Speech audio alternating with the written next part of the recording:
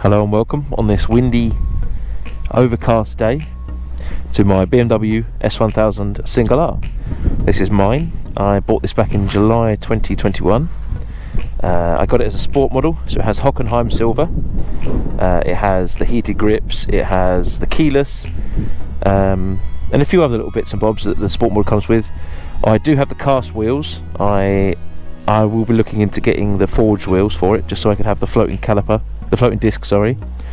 More aesthetically, but for when I do some track days and stuff, these do overheat a little bit and they do tend to warp, so I'd like to get rid of them and stop a problem before it happens. I do have the BMW genuine bar end mirrors on this. I've bought an under tray from Tech Bike in Germany to cover up the god awfully ugly catalytic converter that comes on these. I've got the Akrapovic slip-on can from this one's modelled for the R. They don't list it for this bike, but the chassis and everything else is pretty much the same. So I've got this along with the bracket. I do plan to get some adjustable rear sets for this, so that I can adjust them and tweak them to how I feel. I've got the GB Racing covers on this, only a cheap eBay tail tidy on it. This comes with the M Performance chain I got this with, which is more durable is the term. It has a tendency to reduce the stretch and that sort of thing. They originally plastered it as maintenance free, but it's not. They've now listed it more of a lower maintenance, reduced maintenance. I do have the GB Racing covers, as you can see, on this side as well. I don't have it on the water pump. I do have the unit for it, but I haven't fitted it. I've recently fitted new tyres to this. I've gone for the Sport Tech M9RRs. It did have S22s on it when I bought it. I rather quickly wore them out, but that's probably just on me. Now I chose this bike because I am a little bit of a BMW nut, but from the day I saw this, I really liked it. It was really something I really took a fancy to. I test rode a few others. I wasn't too keen, so I went back to this and decided, yeah, this is the bike for me. So I ordered this. This unit has 165 horsepower and around 80 pound-feet of torque, I believe. It does have the keyless, so the key is in my pocket currently, albeit you do need a key for the fuel cap, which isn't uncommon. I myself am not a fan of the keyless. I do quite like having a little key here, and unfortunately I have fallen foul to losing the key. I was lucky enough that a friend of mine who was riding with me saw it come out, so we've saved it, then managed to pick it up, albeit 20 minutes later than we should have done. I have the quad lock on this just to help me out, keep my phone there, but sat nav, although you can have the sat nav in the dash on this. As long as you link your phone and your helmet to it, it's good. So you can have the sat nav. It's got some media, it's got your telephone if you wanted to go for it, and you know, the usual settings, racetrack. Oh, I've actually got the racetrack on, but that's okay. Which is all the racetrack does is turn off your connections and communications and gives you some pit lane limiters and warning lights, which is quite cool. You use the toggle to go through. There's a few buttons on here. So vehicle settings, so we don't need to mess with any of those. I've got this spike set up quite perfectly for myself. And then you just use the down button to go where you want to be. Now this is sport view. It's also got the lap timer view. So if you're on track and stuff, it gives you the DTC. You can flash the lights and it will start the lap. And every time you get past, you just flip it again. And all you're doing is flashing the lights. And then it gives you, I think they have to have a certain amount of time go past before it allows you to say that that's another lap. But it does. Well, it does at some point. I don't know how to stop it now. Stop recording. There we go. Delete all laps.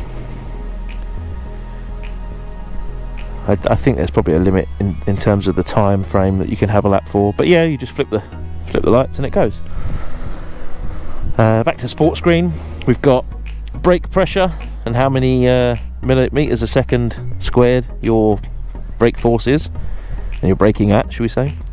I have the lean angle, RPM obviously, as you can see, and the DTC. The speed is in this top corner, although I have that taped off for completely legitimate reasons. And then you have your mileage up here. Yeah, you can change the mileage. You head back to the main screen, which is this here, and then up on the menu you have fuel. I have half a tank. You have your tyre pressures in PSI, which are a little bit low actually. I need to pump them up. And then we have a distance to empty, but I generally leave it on fuel. Top left corner we've got Dynamic Pro, which is your modes. So if you want to switch them, we've got rain mode, which will swap to rain, which rain reduces the power, the throttle response, and all that sort of stuff, which is definitely a noticeable difference. Road I don't tend to use, but road is what I used the bike in when I first got it. I just left it in road for a short while until I had the first service done and got used to the bike. And then you have Dynamic and Dynamic Pro. Now Dynamic Pro is programmable, so you can change many features on it. I shall show you.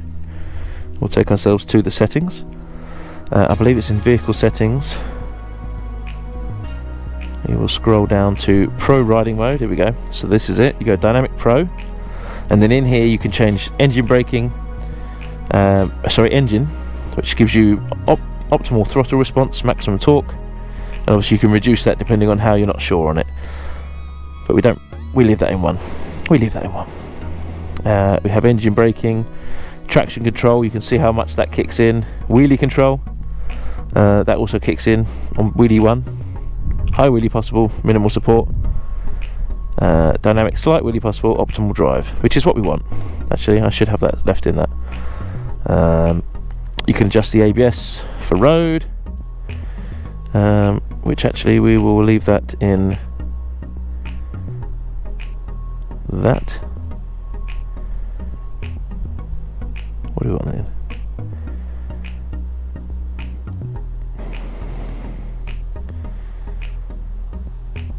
Several different options available for that. Very nanny modes, which is what you want. If you're not sure on the bike, we'll leave that in Dynamic 2, ABS 2, sorry. And then you can reset them to factory standards if you want. All in all, quite handy. I'll leave that in Sport for now.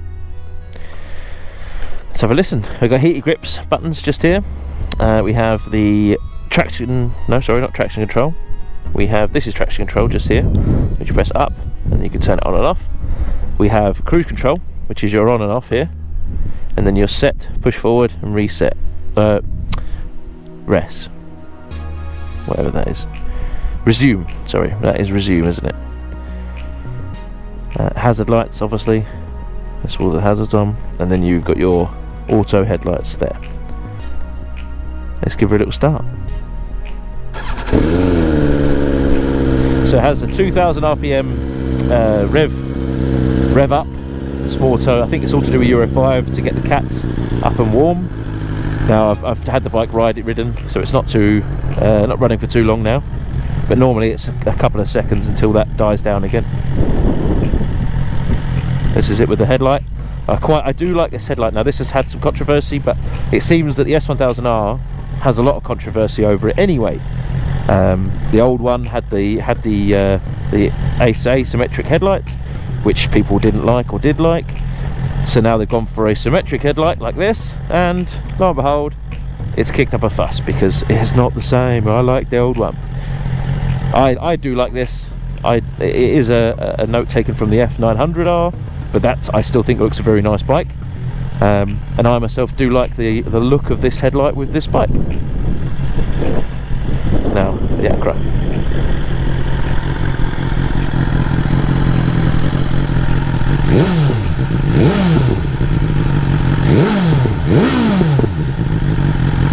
Oof, very nice.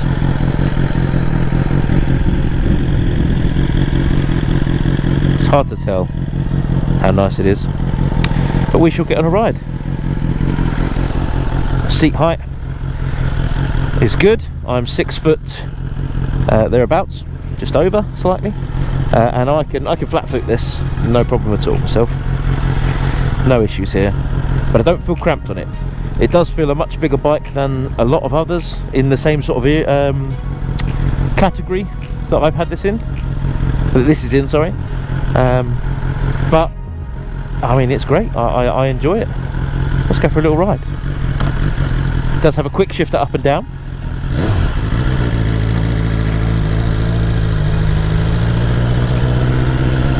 And I'll be honest with you can ride this bike in any gear you like. Low speed maneuvers are good.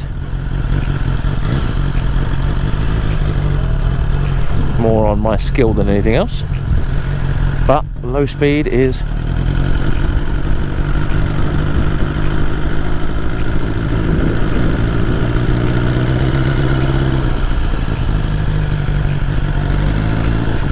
first gear is not too choppy. This has the fully electronic suspension actually, which is what it comes with the sport model. The non-sport models, which I don't think many have been bought, don't have that, but this one does. And actually it's a very good unit. I've got it in road currently, but if I click dynamic, what it does is it stiffens up the rebound and compression, and it does make the bike very noticeably stiffer, which isn't very nice on the roads, but it is bearable. I'll leave it back in road for now. You know, if you're, I mean, I'm a heavier set man, it's not the end of the world. If you were a bit lighter, it might be a bit more stiff and a bit more rough, but that's not too bad. We should do a little bit of town riding.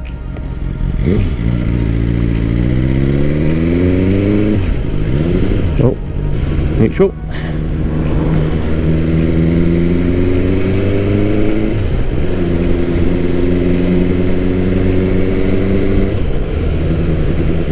Back in. I'll just turn the traction control off. So around town, I mean, this bike is very reasonable. I'm in 4th gear at the moment, poodling along, seeing what everybody else is going to be doing.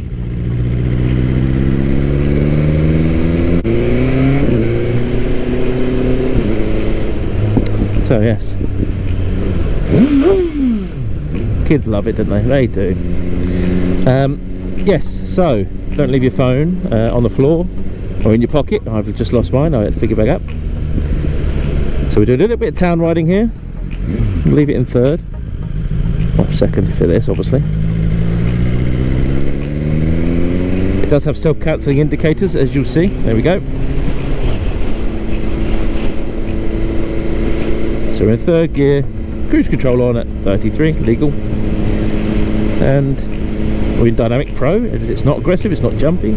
I could drop that up to 4th, even up a hill. There was no issues. This bike is so smooth. This engine is phenomenal. There are a few more vibrations at higher RPM, but it's a inline 4, and unfortunately that comes part and parcel with those. Now, this bike is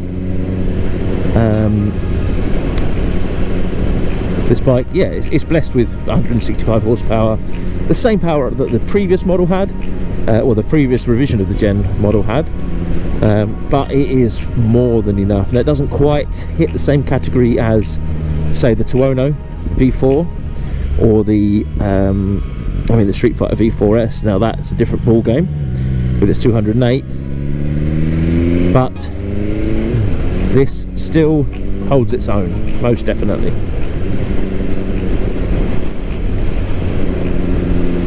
With the cruise control on, even with these rough roads, you just glide. Now the bike is so maneuverable and so easy to ride. There is no issues with this at all. It's so easy and swift. This bike was so maneuverable, which is one of the big reasons I bought it. Some of the others that I rode did feel a bit heavy in between you and small. Now this to me does not feel small. Getting on the V4 Tuono, that does feel small, and even the Ducati Street Fighter, that felt very small, but still very nice bikes. Both very nice bikes. It doesn't detract from them. Thank you.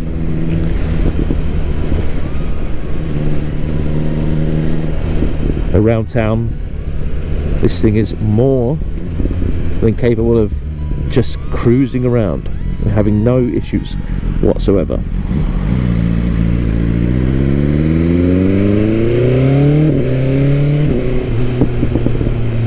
Quick shifter doing its job, working fantastically. Downshift too. Upshifts with no issues.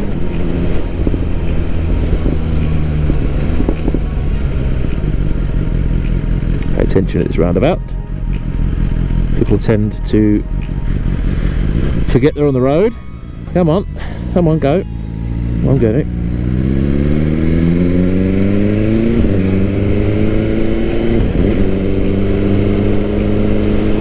Should we see how high a gear we can get into and have no issues? Let's stay at 30. So we're in 4th, 5th, still smooth, and 6th. I mean, I'm in 6th gear with the cruise control on.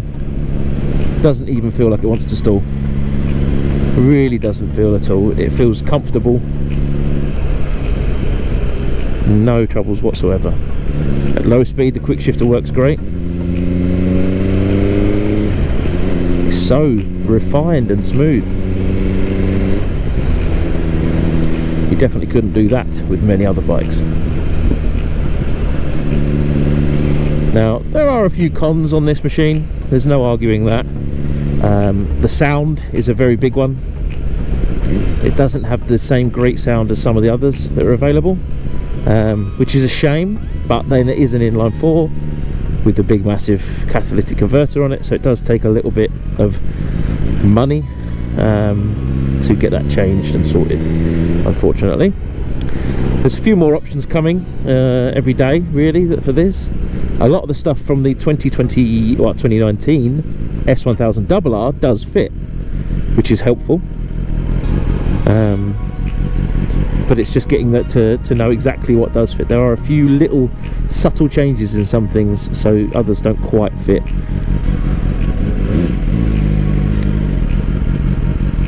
Where are all these people going? Hey? You're going where? You're going right, okay, no problem. Nice of you to indicate, madam. Old people, of course. I'm surprised he managed to stop then.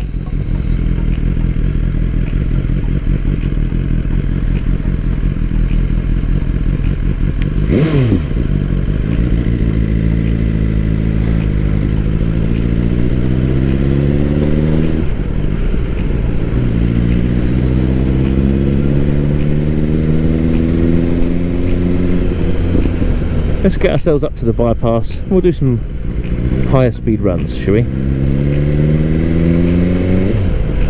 So,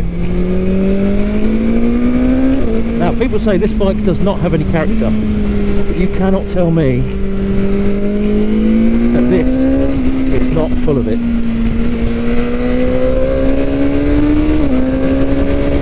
This bike is absolutely awesome. It rips these corners up. You need to know how to ride it and where its power is, but my days does it fucking want to move.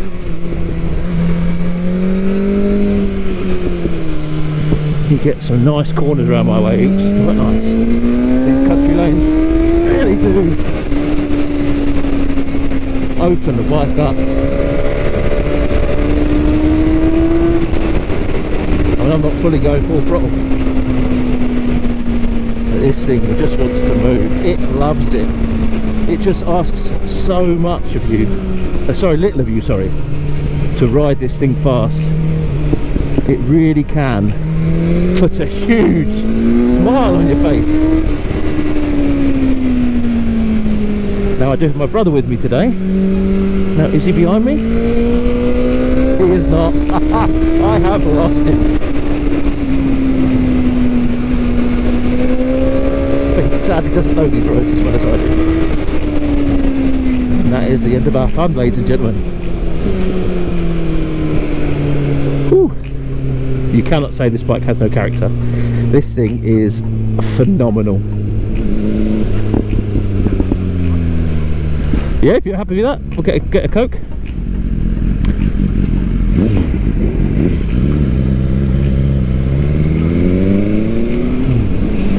head to Vincentfield. Why not join us? Had to come out and film for a second day today, as some of the footage I wanted to get originally didn't record.